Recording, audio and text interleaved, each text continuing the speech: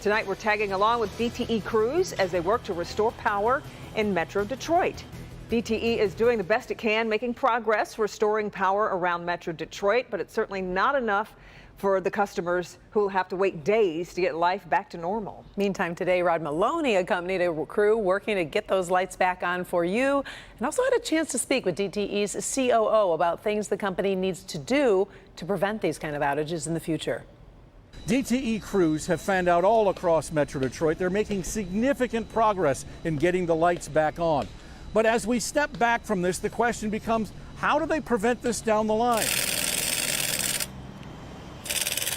Strangely enough, the first call for our crew was an emergency, but it had nothing to do with the vast power outage. About 5 a.m., a car slammed into this light pole and it fell into the right-hand lane of M59 at Dixie Highway. This took about a half hour to remove and delayed getting to the massive outage repairs. Crew foreman Tom Swain reinforces the idea that while this did need attention, not everything is an emergency. People think that if they call in a down power line, it's going to help me get my power quicker. It actually slows the process because we have to go check a down power line no matter what.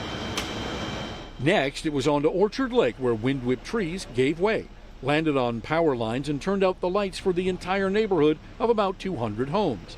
2 separate crews came in and restored power in about 2 hours. The only upside for these exhausted crew members is that they're not working in an ice storm. Still, rising above the normal repairs we see here is the roadway issue. Why aren't there backup power generators for the road pumps that fail when the power goes out, flooding the roads? DTE President Trevor Lauer likens this problem to another critical infrastructure issue they've actually solved previously.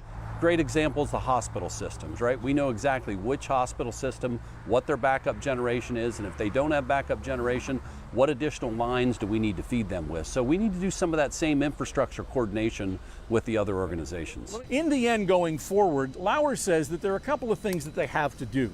They have to expect more heavy storms, build stronger infrastructure, in other words, different kinds of poles with crossbars that'll hold up under this tough kind of weather, and more than that, trim the trees around the wires.